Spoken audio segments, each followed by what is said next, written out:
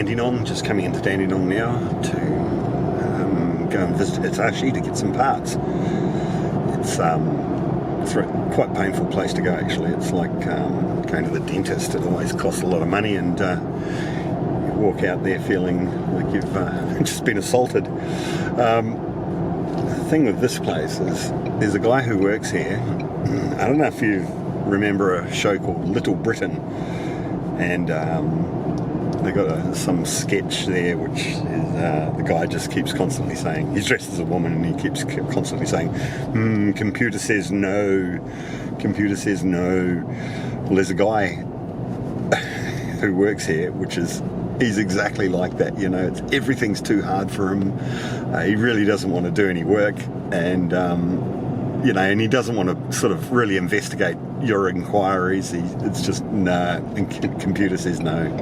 So here we are, the big boys' toys.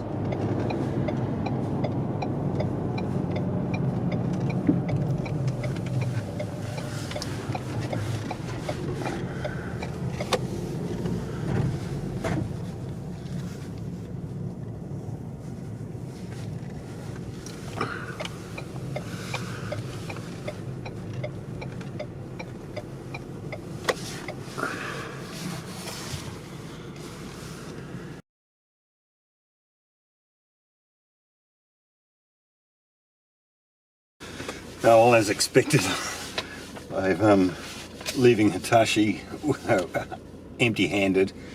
The main part that I wanted to, the job I wanted to do today was actually do the boom cylinder. They don't have it in stock. It's in Sydney, so they said they'll overnight it, but it could be here at 5 o'clock tomorrow, which is typical. The service kit, they had pretty much everything, but the problem is because I don't have credit cards, I had to pay for it, and they've got to wait for the payment to clear. So same story, unable to take any parts away. It's so painful, and I don't have an account with them. I should really get an account with them, but anyway, so empty-handed. The boom cylinder seal kit, which you look at it, it should only be less than $100, is $657 plus GST. Now when I get it, I'll open it up and I'll show you what's in it. It's fucking just a heap of rubber bands really. And the service kit is the balance, so total is about $1,600. I opted not to buy the 100 litres of hydraulic oil from them because it's overpriced, and yeah, so anyway, so today I've spent $1,600 and walked away empty-handed. Anyway, I'll leave you to it. Drive home. They also gave me a maintenance planner, which I've actually got, but they printed it out. I should have really gone the 10,000 hour service kit, which is quite comprehensive, but it's not up to 10,000 hours anyway, so it's got sort of one of everything there, and they try to sneak in silly things like, yeah, these two silly things here. Scheduled oil analysis test kit, and yeah, 3-way heavy duty coolant test kit. I mean, what's the point in testing oil that you're dumping? I mean, you can see whether it's full of metal bits or not, and what's the point in testing, paying, like, and I mean, that engine oil test kit's around about $40, and who knows what that coolant test kit's worth. It's crazy. You can see if there's oil in the water, so, and that's all it'd be trying to look for.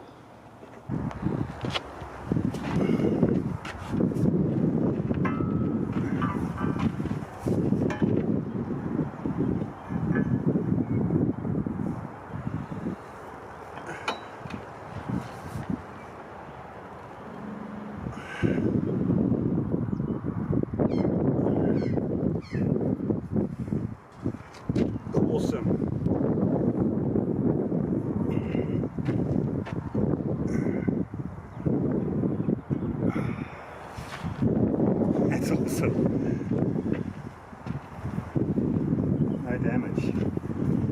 you see a lot of the videos on YouTube, and the guys use a big massive pair of Stilsons and they just chew that whole ring out. I thought I'd make something. It's not very pretty, but she works. That's awesome. That's really good. So I'll keep it closer. Just a piece of, just a big monstrous steel bracket. It's a weird sort of steel. I don't know. It's not actually good steel. It's like it's galvanized all the way through. It was galvanized coated, but it's like it's galvanized all the way through. Anyway, so just tack these 3 nodules on.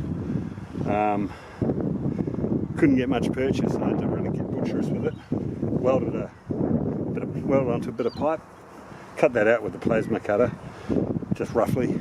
And as you can see, but it works really well. So let's just take a little bit of the paint off on the insides there, but at least the outside ring is still preserved.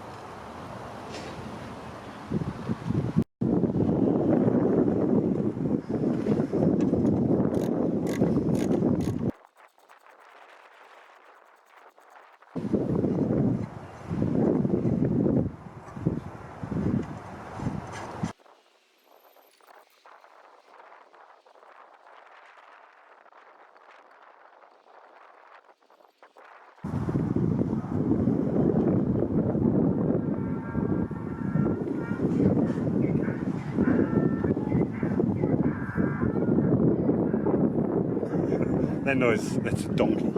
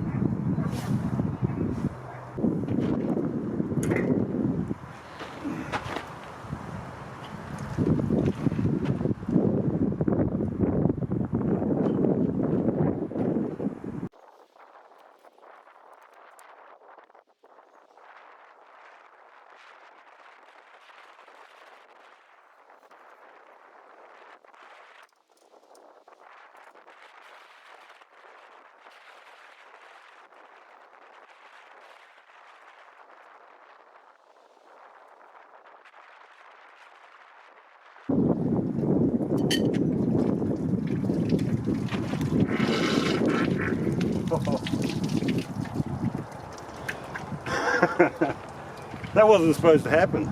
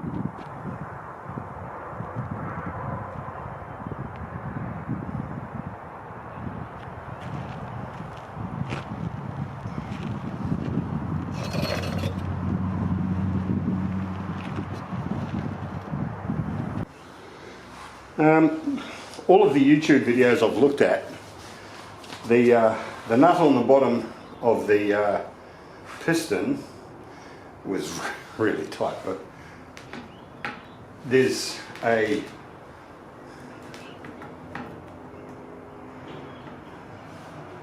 little grub screw here, which, see, this was, I've pulled the grub screw out a little bit, but it's finger tight. It wouldn't move up or down, it wouldn't tighten or loosen. So that grub screw's not too sure what it's doing, but I can't seem to get it out because I've pinged the bloody two edges there. So this grub screw's now, they've, like with a hole punch, a centre punch, they've punched the edges, so it's obviously closed it up.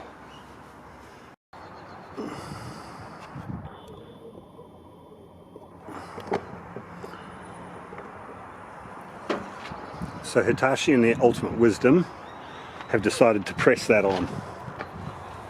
That bolt, that nut, sorry, it just unscrews pretty easily once you pull the grub screw out. But that whole assembly's been pressed on. What a nightmare. So, looks like it's off trip down to my little hydraulics man, Brian, to chuck this into his, he's got one of those proper racks, those frames. Got to suck that off, and I'll supply him the seal kit, which I have, and get him to reassemble it. Get him to take that off, change all the seals, and reassemble it for me. Weighs a ton. I don't know how I'm going to get it back on the machine. I'm really frightened about that. So that's something that I thought I could do, but I just can't.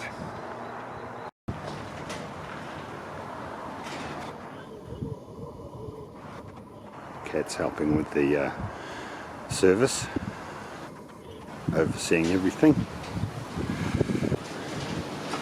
It appears that the bottom piston is pressed on.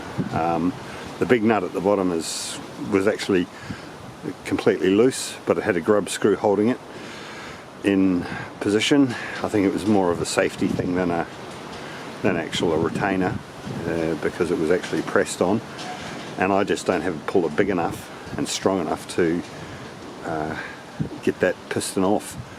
So anyways, that's it. I'll go to Hitachi when they ring and pick up the kit, and I'll take it down to my man. I hurt my back yesterday just with this thing. It weighs probably around about 200 kilos, and it's heavy as, and so I hurt my back. So I'm over it. And to cap it off, the weather's looking grim.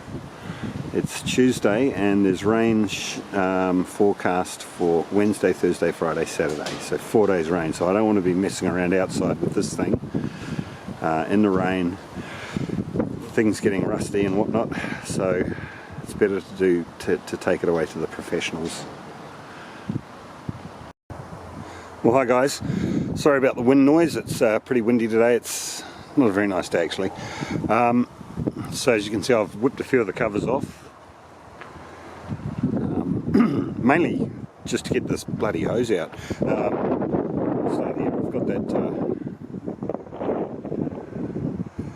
got that hydraulic cylinder in the back of the car ready to go down to get fixed up. I got all of the spaghetti in there and down through here. As you can see, that Telstra rope.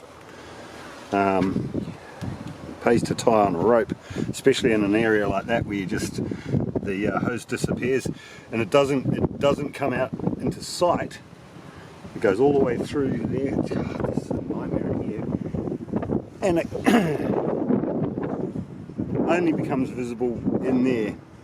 Okay, so I had to tie a Telstra rope on there, or zip tied it on, and as I pulled the main hose through, I had to put it on the back of the car actually. It's about, around about 2.5 to 3 meters long, so I had to put it on the tow bar because I got it out about 1 meter or 1.5 meters, and it's just locked up, so tied it onto the back of the car and dragged her out.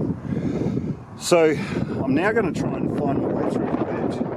So I have to pretty much remove everything on this side so I can actually get to that fitting and tighten it up, because as you can see we've got that valve bank there from that fitting, so I'm just tipping it force. Just needs to be nipped up a bit. Ready to go. I'll clean them up. The door I've got to do some panel beating on. And this rail here, this bottom rail, it's actually welded on. So I'm going to have to pull that out and bog it up where it is. Bog it up and spray it. So, anyways, once again guys, sorry about the wind. Fortunately I come down through the top. I only need to take 3 hoses off to get to that fitting. Now you can see all that black bloody gunk where the oil's been gathering dust around that fitting, so I'm going to tighten that off now and put that all back together. So that's one job done. That was a nightmare, that yeah, I was watching that when I was on the job. I just couldn't get to it. It was dribbling, and yeah, it doesn't look good when you're out on the job and your machine's dripping, but anyway, so that's a good result.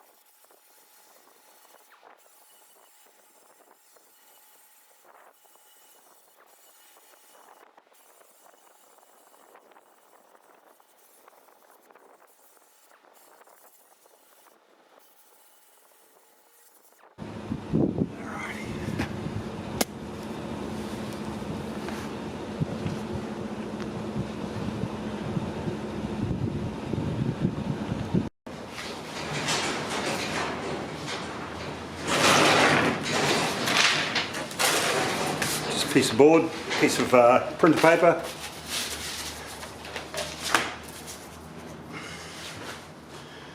Tape the critter on.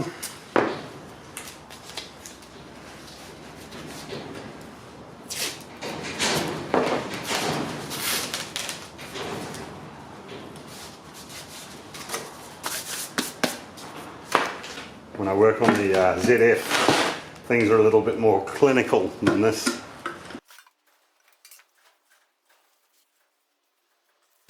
I want to get this bog on before it rains. Now, she's a pretty gaping hole, so I'm going to use a fair bit of bog, I'm sure. So,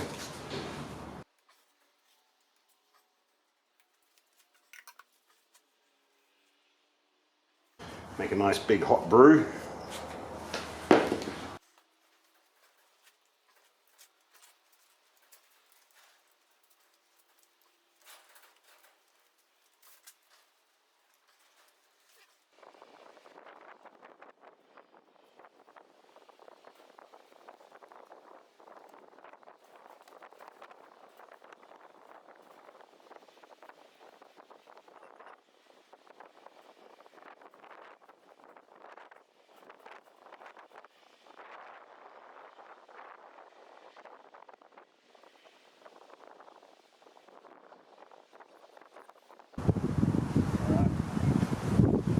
First application.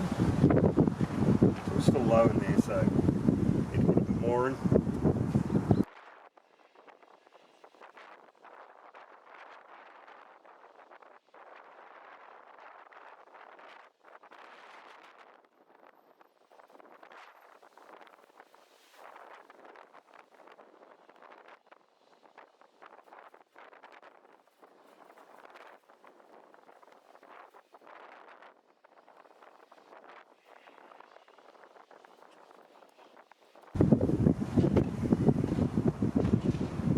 A lot of bog on that, but that's the way it is.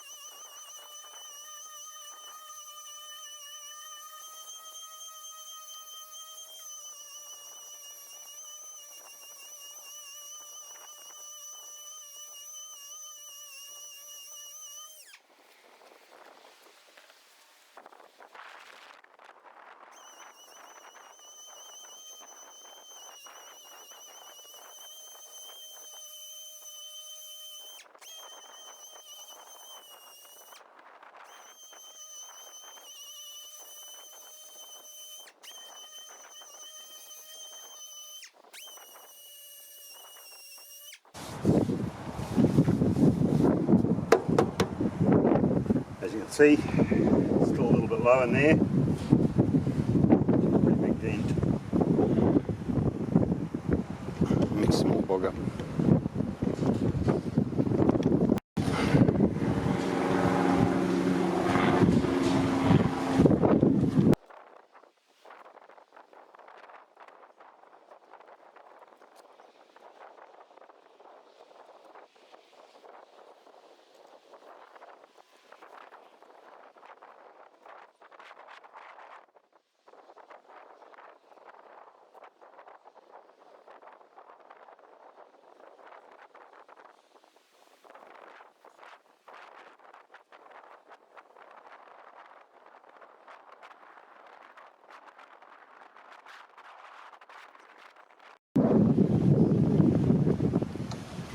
Just a little bit of 120 grit, just sort of rounded it off with the DA.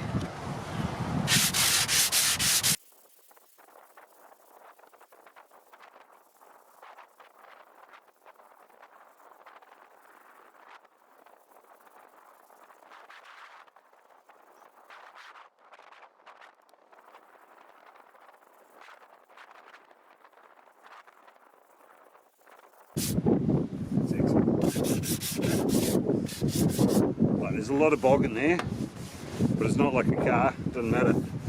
Probably got another 5 or 6 years of use out of this thing, and then it'll be an excavator purgatory.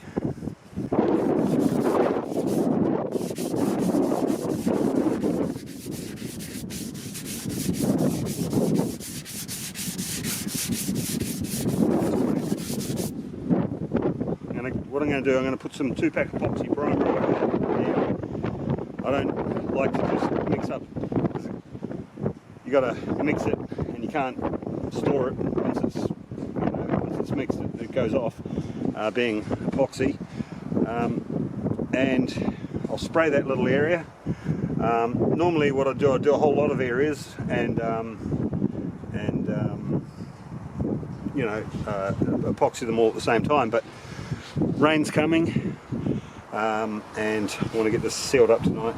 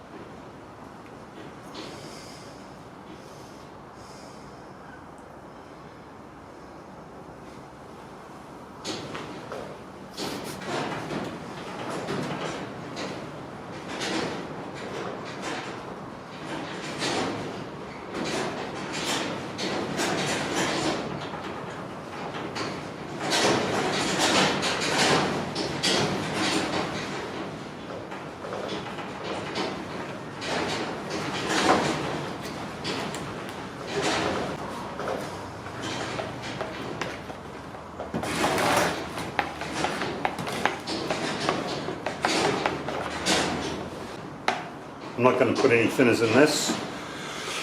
A couple of reasons. I've got my big nozzle on the gun, which is for what they call spray putty, and spray putty is really quite thick, and so that big nozzle will handle this thick product. Plus, it expands the drying time or the flash off time. And I just want this thing done.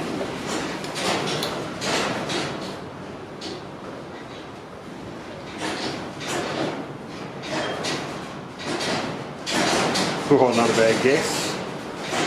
1 pot full.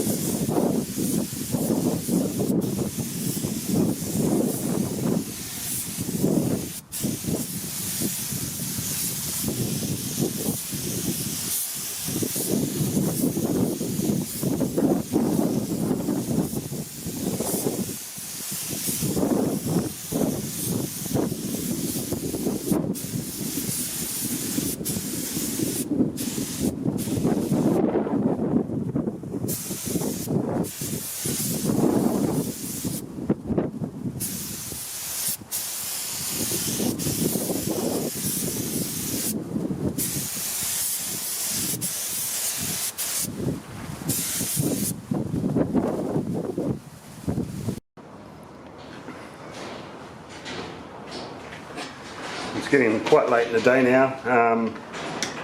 Been a big day. I've taken all these side panels off. They're pretty dinged up, eh? Concrete on them too, so these will come up really nice. Dents everywhere and they're a bit banana-y. So I've got all those off and I'll do them in the morning. First thing I'll come out and I'll do them and then I'll go and get the paint. I just wanted to check, this is the spotlight off the cab. It'll just be a bit of moisture in there that's created a bit of corrosion on one of the contacts for sure, by golly.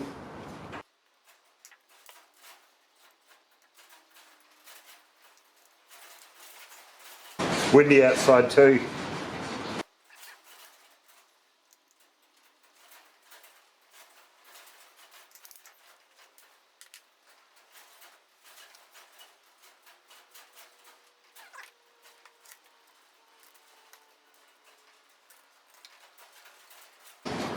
Yeah, she looks pretty good.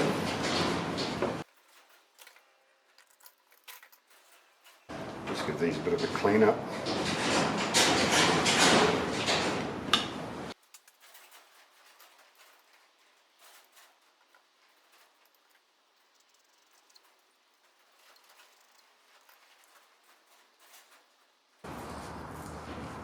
That one's looking pretty black and tarnished.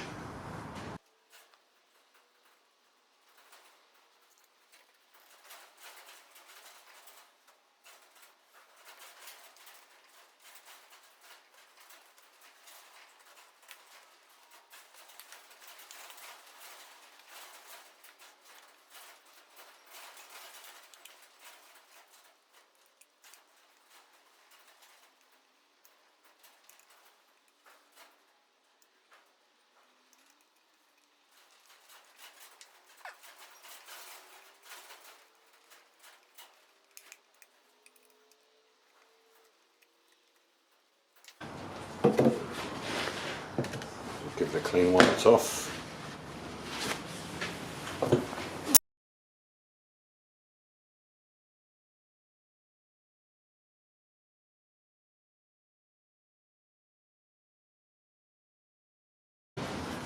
This light was actually working, and it was working right, but it would sometimes you'd notice that it was just not on.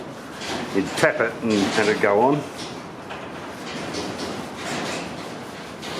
So I think cleaning those contacts would have done the job.